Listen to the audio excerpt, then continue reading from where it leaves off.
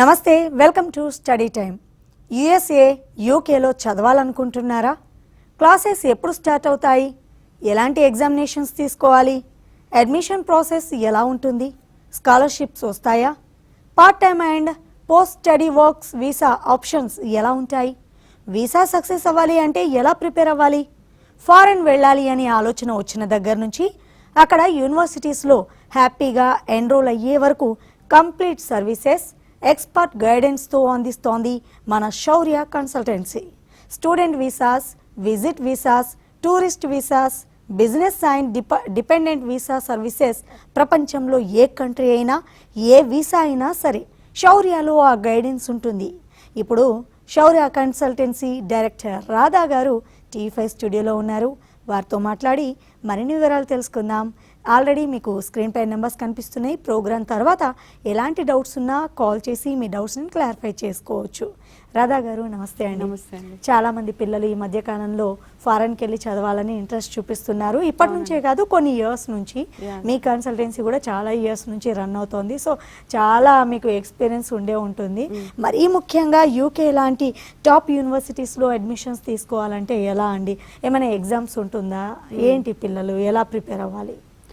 So యూకేలోని top యూనివర్సిటీస్లో admission రావాలంటే first of all మనకి ఎటువంటి ఎగ్జామినేషన్స్ అవసరం లేదండి. మన ఇంటర్మీడియట్ ఇంగ్లీష్ మార్క్స్లో కనుక అబోవ్ 60% మనకు ఉంటే 2 years కలిపి, అంటే inter first year and inter second ఇయర్తో కలిపి మనకి 60% అబోవ్ ఉంటే ఎటువంటి ఎగ్జామినేషన్ లేకుండా యూకేలోని టాప్ యూనివర్సిటీస్లో అడ్మిషన్ అనేది తీసుకోవచ్చు. యూకేకి అప్లై చేయడం చాలా సింపుల్ అండ్ ఈజీ ప్రొసీజర్ అండి. కంప్లీట్ ప్రాసెస్ మనకి 2 monthsలోనే ఫినిష్ అవుతుంది. ఎటువంటి అప్లికేషన్ ఫీ కానీ, కొరియర్ ఛార్జెస్ కానీ, ఆర్ఎల్స్ ప్రాసెసింగ్ ఛార్జెస్ కానీ, మా కన్సల్టెన్సీ ఛార్జెస్ కానీ ఎటువంటి ఛార్జెస్ లేకుండా కంప్లీట్ ఫ్రీ గైడెన్స్తో టాప్ యూనివర్సిటీలో ఎటువంటి ఎగ్జామినేషన్ లేకుండా మనము అడ్మిషన్ అనేది తీసుకోవచ్చు.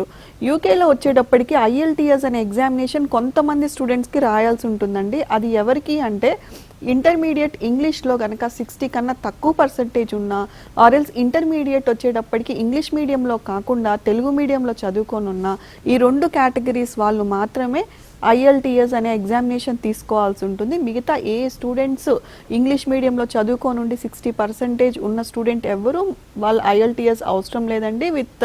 వితౌట్ ఎనీ ఎగ్జామినేషన్ మీరు అడ్మిషన్ తీసుకోవచ్చు. రాధా గారు, ఇంతకుముందు మీరు యూకేలో ఎలాంటి ఎగ్జామినేషన్ అవసరం లేదు అన్నారు కదా. మరి యూఎస్ఏకి వచ్చేసరికి ఏంటండి సంగతి? వాళ్ళు ఆ స్టూడెంట్స్ ఏమైనా ఎగ్జామ్స్ రాయాల్సి ఉంటుందంటారా? So USA is a completely different process అండి. యూకే ఎంత సింపుల్ అండ్ 2 months ప్రొసీజర్ అని నేను చెప్పాను. యూఎస్ఏ వచ్చేటప్పటికి చాలా డీటెయిల్గా చేయాల్సి ఉంటుంది అండ్ టైం కూడా ఎక్కువ పడుతుంది అనమాట. ప్రతిదీ మనకి అప్లికేషన్ నుంచి వీసా వైజ్ మనం స్టెప్స్ వైజ్ చేసుకుంటూ రావాలి. యూఎస్ఏకి డెఫినెట్గా ఎగ్జామినేషన్స్ అనేవి తీసుకోవాలండి. మనకి 2 types ఆఫ్ ఎగ్జామినేషన్స్ ఉన్నాయి. ఒకటి వచ్చేటప్పటికి GRE ఎగ్జామినేషన్.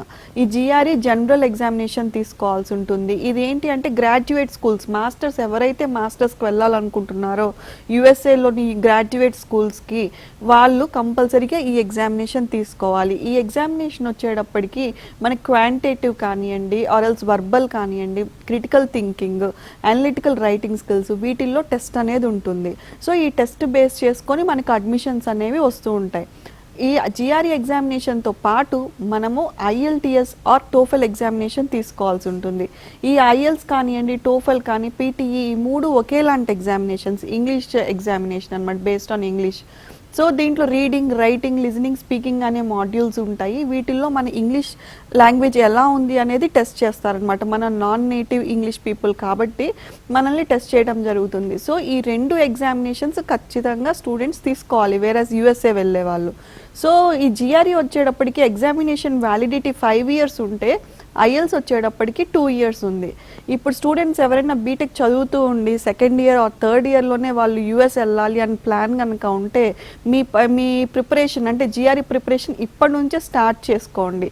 GRE వచ్చేటప్పుడు 5 years వ్యాలిడిటీ ఉంటుంది కాబట్టి మీకు ఎగ్జామ్ ఫినిష్ అయినా కూడా ఆ ఎగ్జామినేషన్ రిజల్ట్ మీరు యూజ్ చేసుకోవచ్చు. అంటే చివరి 1 yearలోనే మీ 4th year project works at the same time me GRE, IELTS ఇవన్నీ వచ్చేటప్పటికి మీకు కొంచెం స్ట్రెస్ఫుల్ అవుతుంది. వేరేస్ మీరు ఇంకా థర్డ్ థర్డ్ ఇయర్ సెకండ్ ఇయర్లోనే ఉండి మీ ప్లాన్ కనుక ఉంటే జిఆర్ఈ ఎగ్జామినేషన్ ప్రిపేర్ అవ్వటం ఇప్పటి నుంచి స్టార్ట్ చేసుకోండి. జిఆర్ఈ అయిపోయిన తర్వాత ఐఎల్టీఎస్.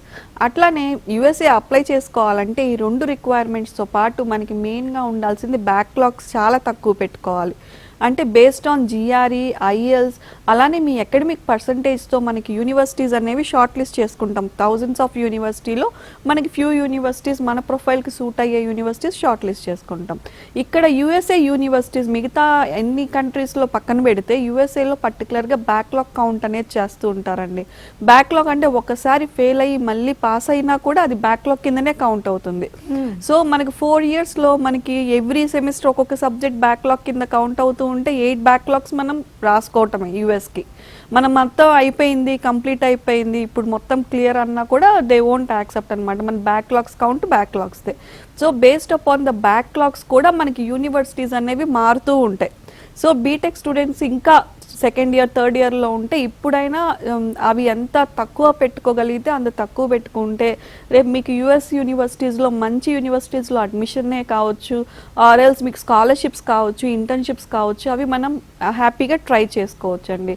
యుఎస్ఏ మాత్రం at least 1 year in advance plan చేసుకోండి. 1 ఇయర్ ఇన్ అడ్వాన్స్ ప్లాన్ చేసుకుంటే మీరు అక్కడ యూనివర్సిటీస్ ఎలా ఉంటాయి, ఫీ స్ట్రక్చర్ ఎలా ఉంటుంది, ఎలాంటి ప్రోగ్రామ్స్ చేస్తే మీకు తర్వాత జాబ్ ఆపర్చునిటీస్ బాగుంటాయి, అక్కడ లొకేషన్ ఎలా ఉంటుంది, climatic conditions, safety and security, వీటన్నిటి గురించి డెఫినెట్గా మనం రీసెర్చ్ చేసుకోవడానికి యాంపుల్ అమౌంట్ ఆఫ్ టైం ఉంటుంది. మనం కరెక్ట్ అయిన యూనివర్సిటీని సెలెక్ట్ చేసుకునే ఛాన్స్ ఉంటుంది.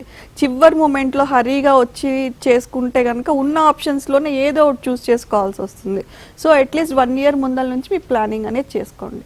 సో కూల్గా అన్నీ సెట్ చేసుకోవచ్చు.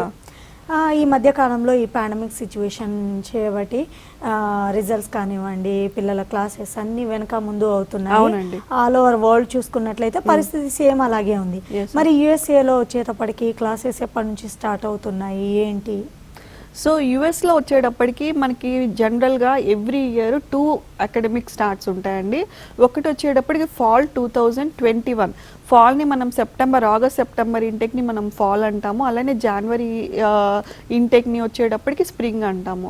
సో నెక్స్ట్ కమింగ్ ఇంటేక్ మన స్టూడెంట్స్ 2020 పాస్డ్ అవుట్స్ చాలామంది వెళ్ళలేదు బికాస్ ఆఫ్ కరోనా అండ్ వాళ్ళ ఎగ్జామినేషన్స్ ఆన్ టైం ఫినిష్ అవ్వకపోవటం వల్ల చాలామంది వెళ్ళలేదు. సో ఈ 2020 పాస్డ్ అవుట్స్ కానివ్వండి, ఆర్ఎల్స్ 2021 పాస్డ్ అవుట్స్ అంటే ఇప్పుడు పాస్ అవ్వబోయే స్టూడెంట్స్, నెక్స్ట్ ఇయర్లో ఇప్పుడు 4th ఇయర్లో ఉన్న స్టూడెంట్స్ కానివ్వండి, వీళ్ళందరూ అప్లై చేసుకోవాల్సిన నెక్స్ట్ ఇంటేక్ సెప్టెంబర్ ఇంటేక్ అండి. మనము దాన్ని ఫాల్ ఇంటేక్ అని కూడా అంటాము. ఆల్రెడీ అడ్మిషన్స్ అన్ని స్టార్ట్ అయినాయి. అంటే most of the universities start చేసాయి అడ్మిషన్ తీసుకోవటం కూడా, అంటే అప్లికేషన్స్ తీసుకోవటం కూడా.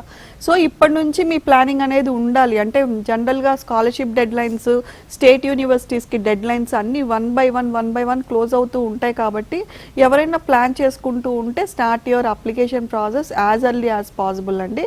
ఎందుకంటే మనకి ప్రతి స్టెప్కి మనకి టైం పడుతుంది. యూఎస్ఏ అంటే మనకి యూకే లాగా ఓన్లీ ఆన్లైన్గా మనం పంపించడం, డాక్యుమెంట్స్ త్రూ మెయిల్ పంపించడము, మనకి మెయిల్లో కొరియర్ రావటం, ఆఫర్ లెటర్స్ అట్లా ఏమి ఉండవు. కాబట్టి మనం యూఎస్ఏ కంప్లీట్గా కొరియర్ అండ్ I-20 కూడా ఇన్ కొరియర్ రావాలి కాబట్టి చాలా టైం పడుతుంది. So plan as early as possible అండి.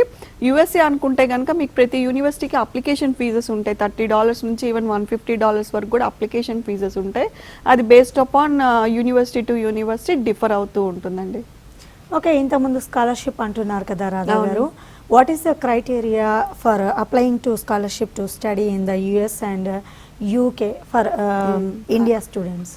ఎస్ అండి, స్కాలర్షిప్స్ వచ్చేటప్పటికి డిఫర్స్ అండి. From country to country scholarship options అనేవి డిఫర్ అయిపోతూ ఉంటాయి. మనకి యూకేలో ఎస్పెషల్లీ తీసుకుంటే యూకేలో వచ్చేటప్పటికి 2 types ఆఫ్ స్కాలర్షిప్స్ ఉంటాయండి. ఇంటర్నేషనల్ స్టూడెంట్ స్కాలర్షిప్ ఒక టైప్.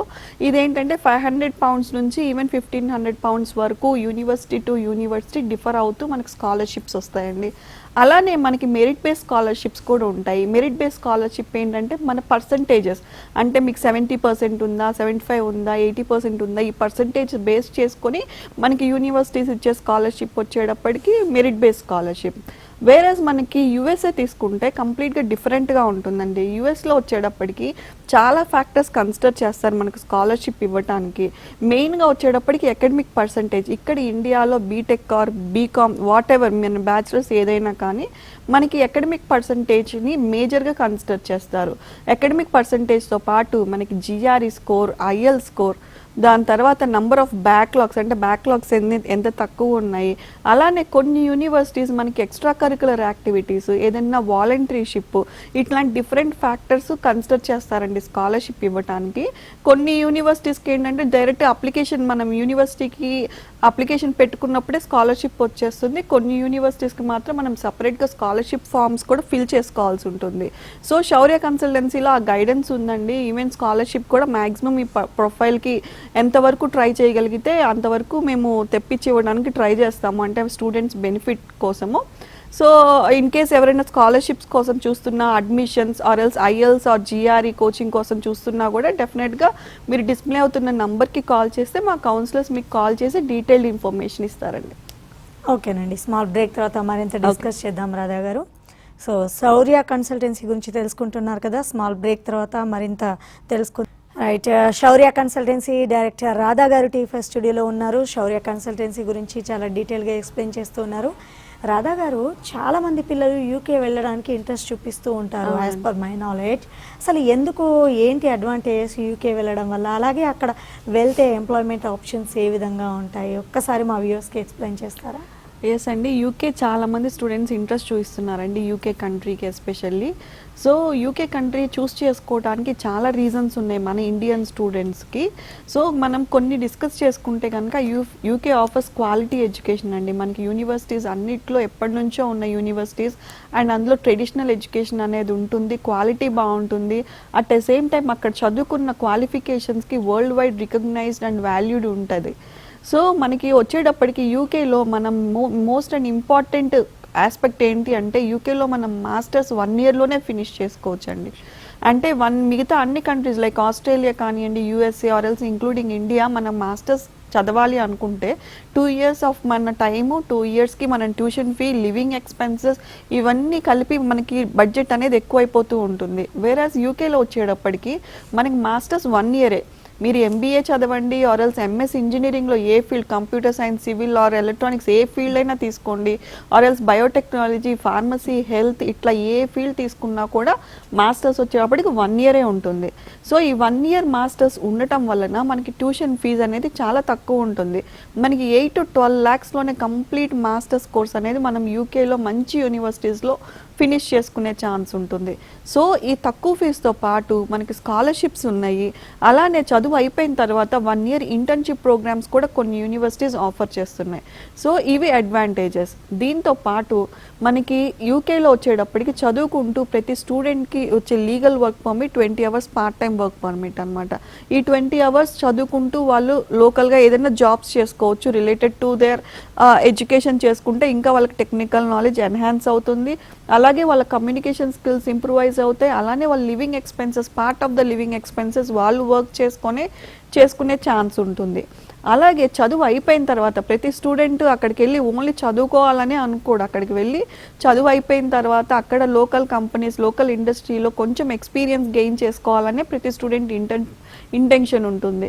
సో చదువు అయిపోయిన తర్వాత 1 year కోర్స్ అయిపోయినాక అక్కడే ఉండి 2 years జాబ్ వర్క్ పర్మిట్ ఇస్తున్నారు. సో అక్కడే ఉండి అక్కడ లోకల్ మార్కెట్స్, లోకల్ ఇండస్ట్రీలో జాబ్ చేసుకొని తను ఏదైతే కోర్స్ అనుకుంటున్నాడో ఆ కోర్సులో ఎక్స్పీరియన్స్ గెయిన్ చేసుకునే ఆపర్చునిటీ ఉంది. యూకే వెళ్ళాలి అంటే ఎటువంటి ఎగ్జామినేషన్ రాయనవసరం లేదు. లైక్ ఆస్ట్రేలియా వెళ్ళాలంటే ఐఎల్స్ రాయాలి, కెనడా వెళ్ళాలంటే ఐఎల్స్ రాయాలి, యూఎస్ఏ వెళ్ళాలంటే జిఆర్ఈ ఐఎల్స్ రాయాలి. వేరేజ్ యూకే వెళ్ళాలంటే ఎటువంటి ఎగ్జామినేషన్ రాయనవసరం లేదు. వీసా సక్సెస్ రేట్ వచ్చేటప్పటికి చాలా ఎక్కువ ఉంది, 97% ఉందన్నమాట. అంటే నాట్ ఓన్లీ శౌర్య కన్సల్టెన్సీ, అసలు యూకే కంట్రీకే అలా ఉందన్నమాట. సో మనకి పాయింట్ బేస్ సిస్టమ్ 70 పాయింట్స్కి పాయింట్ బేస్ సిస్టమ్ ఉంది.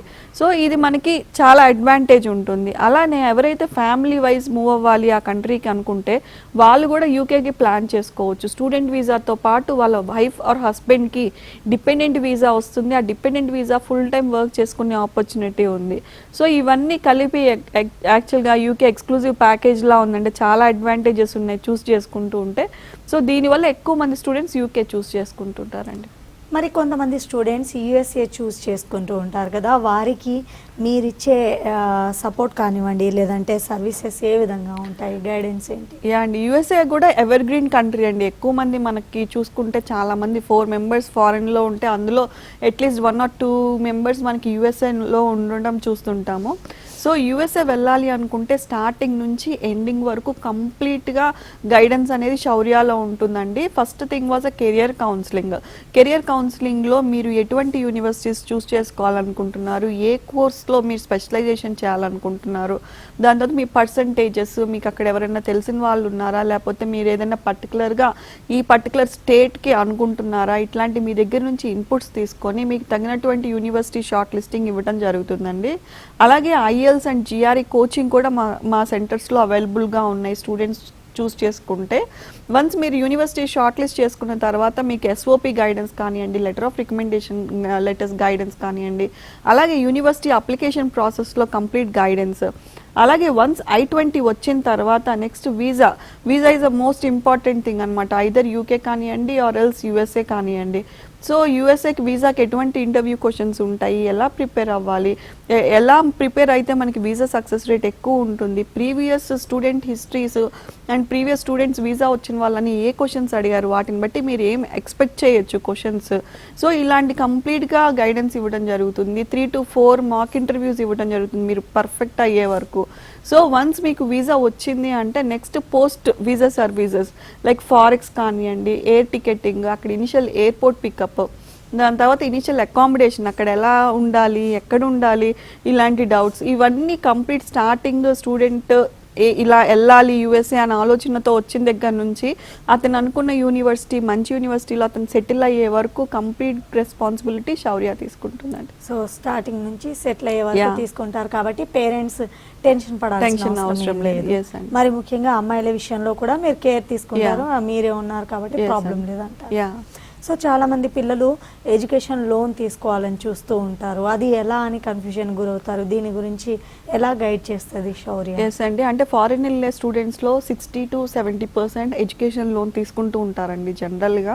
సో ఎడ్యుకేషన్ లోన్ తీసుకోవాలి అంటే అన్ని నేషనలైజ్డ్ బ్యాంక్స్లో ఆ ఫెసిలిటీ అనేది ఉందండి. ఎడ్యుకేషన్ లోన్ ఇచ్చే ఇంటర్నేషనల్ స్టూడెంట్స్కి ఇవి రికగ్నైజ్డ్ యూనివర్సిటీస్ అయి ఉండాలి. అంటే ఏవో పిచ్చి యూనివర్సిటీస్, లో ప్రొఫైల్ యూనివర్సిటీస్ ఇట్లాంటివి కాకుండా మంచి రికగ్నైజ్డ్ యూనివర్సిటీస్, ర్యాంకింగ్ ఉన్న యూనివర్సిటీస్లో మీరు అడ్మిషన్ అనేది తీసుకోవాలండి. ఈ లోన్ ఫెసిలిటీ అవైల్ చేసుకోవాలి. రాధా గారు, చాలా మంది మన ప్రోగ్రామ్ చూస్తున్నారు కదా, అసలు శౌర్యాన్ని రీచ్ అవ్వాలంటే ఎలా, ఏ సర్వీసెస్ అందిస్తుంది, ఇలాంటి అన్ని డౌట్స్ ఉన్నాయి, వారికి ఒకసారి ఎక్స్ప్లెయిన్ చేస్తాం. సో శౌర్యాలో వచ్చేటప్పటికి ఆల్ టైప్స్ ఆఫ్ కంట్రీస్ చేస్తామండి, like USA, UK, Australia, New Zealand, Ireland, అలాగే European countries like Italy, Germany, ఇట్లాంటి అన్ని కంట్రీస్లో మీరు కంట్రీ ఏది మెన్షన్ చేసినా కూడా ఆ కంట్రీకి తగ్గ ప్రాసెస్ ఉంటుంది. మా దగ్గర different types of visa services ఉన్నాయి.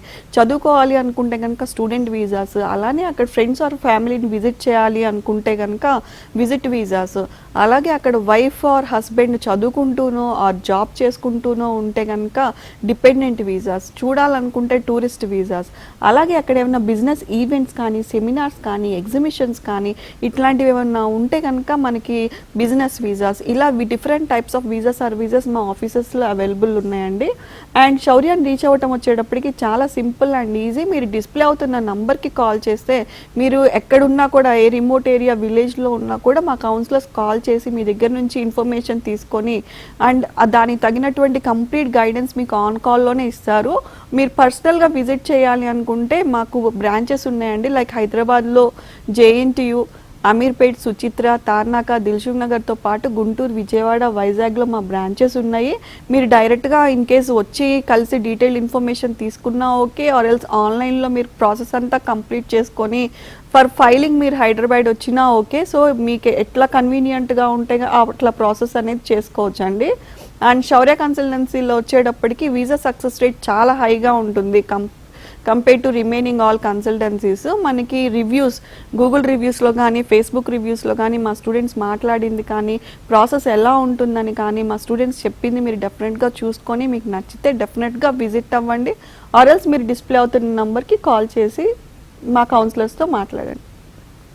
Right, thank you so much Radha గారు. శౌర్య కన్సల్టెన్సీ ఏ సర్వీసెస్ అందిస్తోంది, ఎలాంటి కేర్ తీసుకుంటుందో మాకు మా వ్యూవర్స్కి చాలా క్లియర్గా ఎక్స్ప్లెయిన్ చేశారు. Thank you so Thank much you అండి. సో తెలుసుకున్నారు కదండి శౌర్య కన్సల్టెన్సీ గురించి. ఇదండి వాటి స్టడీ టైం.